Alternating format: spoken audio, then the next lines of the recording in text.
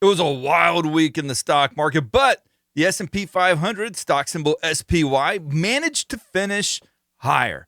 And so what does that mean for next week? And that's what I'm going to be doing in this video here. What can we anticipate for the week ahead? What are the support levels, the key technicals that we need to be paying attention to? And is there a sense of optimism for this market going forward? Let's go ahead and tackle that question right now. We have the double top that confirmed and the bear flag that followed. We have the AVWAP line still above current price level. That's this teal color right here. Yesterday had a lot of people in the dumps because we gave up so much of that huge rally following the Wednesday announcement that there was a pause in tariffs for all the countries except for China. But that sell-off yesterday gave everybody a little bit of pause and concern that this was just a one-day rally. Fortunately, we had a pretty solid bounce here today off of the 5-day moving average, this yellow line right here. And it gives us a little bit of hope for next week. Now, what I would like to do here is look at the weekly chart and just see where we're at with this rally. Is there a reason to think that there's further gains in store for this market going into next week? So again, you can see where there was a ton of volume. Now, does a ton of volume necessarily mean that the bottom's in? Not when you really look at the weekly chart from previous bottoms. In fact, I would say it's probably the exact opposite. Like you go back to October, when we put in a bottom, it was actually pretty much in line with the volume levels that was seen from previous weeks. There wasn't nothing special about it. And if you go back to 2020, right here, yeah, it was a strong volume. It was well above average, but it actually was lower volume for a second straight week. So oftentimes those bottoms will come in on lower volume, not massive volume like what we saw this past week. And again, if you go back to 2018, where we had a huge sell-off over a 3-month period, the volume that was seen was actually less than what we had seen the previous week. So all that being said, there's a lot of reason to believe that the worst isn't necessarily behind us, but that doesn't mean that in the meantime that we're not going to go higher. Let's go back to 2008, the great financial crisis. And right here, where we bottomed in March of 2009, average volume for that week. So I don't necessarily think that this sign of just massive volume, like 3 times the amount of what was normal, is a sign that we've necessarily bottomed. In fact, I would say it's probably the exact opposite. But this red line here that comes off of the all-time highs, that's a pretty good declining trend line there that could see a test next week. Now, if we do end up breaking through it, remember, that doesn't necessarily mean that the bottom's done and in place.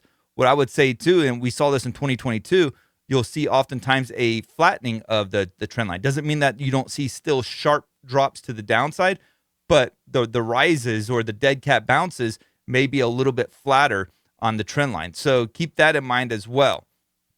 AVWAP, very close to getting tested here. Didn't quite get there this week, but that's in play for next week. Overall, if you zoom out and we take all the lines off the chart, it looks a little bit more like a stair-stepping process, a very steep staircase, but it's getting a little bit more normalized, even though the volatility and the bandwidth and the average range on a day-to-day basis is extreme.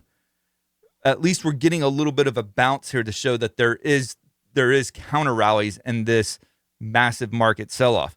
T2108 even got some relief. We're at 1346. That means 13% of stocks are trading above their 40-day moving average. Earlier this week, we were sitting at a lows of like 297 in fact. So that was an extreme historic reading on the T2108. I still don't believe that we're necessarily out of the woods and do think that at some point we're going to see those single digits come back again. But for now, we're getting a little bit of a relief rally here. And the question just really is how far can that really take us? That's why I think that this declining trend line is going to be the first line of defense.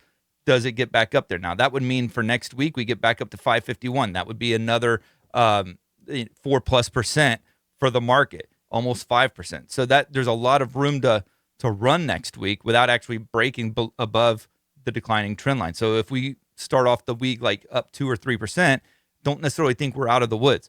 Also, I think there's a lot of fear of what might come on Monday, plus the fact that the market's closed for Good Friday next week. That's also going to take one of the days of trading away. Typically, holiday weeks are lower volume weeks, but I don't necessarily think that's what we're going to see next week. I think we'll still see a lot of volume pouring in. Now, let's look at the Qs. Declining trend line here. That's also in play. It doesn't have as much room to run. So this one could easily get broken if you get a decent sized move out of the market. Let's say it goes like 3 or 4% next week. This orange trend line will more than likely get broken. From a weekly standpoint, again, the volume was insane. And we went right up to that declining trend line and on the weekly chart at least. And we tested it and was not able to break through it. Now, going back to SPY, and I know I'm kind of jumping all over the place here, but I wanted to look at the day trade that I talked about yesterday. And I actually took this day trade. So the trade here was this double bottom, left. Actually, I already have it drawn out for you, so I'll pull that up. First bottom, second bottom, and then this is the confirmation level. Now, we had a bull flag here that I thought was pretty intriguing. It was a little bit on the wide side, but break it down to the 5-minute chart, you can see where it actually broke out. Now, I didn't get actually in at this like 5, I guess it would have been around like the 526. I waited a little bit longer, got in around 528, and rode it up to 533. I didn't want to hold it over the weekend just because I don't know what we're going to look at from a gap standpoint on Sunday night and what that might mean for this position. This was really just a quick grab. I didn't make much off of it. I made about 0.9%, so almost 1%. You also have this rise in trend line that continues to provide some support off of the April 8th lows. That has been a pretty solid trend line here so far, and that takes us back to essentially to Tuesday of this past week. So a 4-day trend line on the intraday charts, definitely worth paying close attention to there. One of the big areas of concern that I have for this market is the bond market. This is TLT. This measures the 20-year Treasury bond. And if you go and look at it from a long-term perspective, this white line here, and you draw it all the way out, we're essentially sitting on some massive, massive support going all the way back to 2002. I think if the bond market does crack, that's where you could see some Fed intervention take place there in form of a Wall Street bailout or something like what we saw with the regional banking crisis, with the bank term funding program.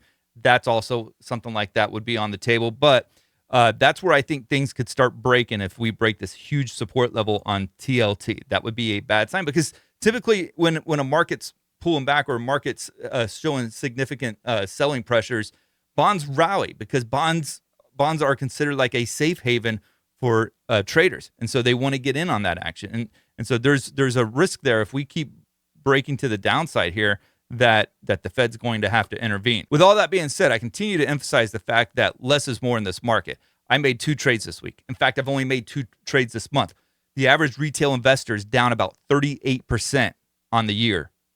I'm actually up on the year. Why is that? It's because I've taken less positions. I'm not trying to put myself 100% long or 100% short to where I get squeezed violently in either direction. Instead, I'm using the volatility in the market to make more use out of the fewer positions that I have. And that's something that's really helped me out. I'm picking and choosing my spots to get long or to get short. And it's made an incredible impact on my portfolio as a result. So with us going into next week, yes, I think there's definitely the opportunity there for the market to be able to get a little bit of continuation to the upside and to be able to push stocks higher.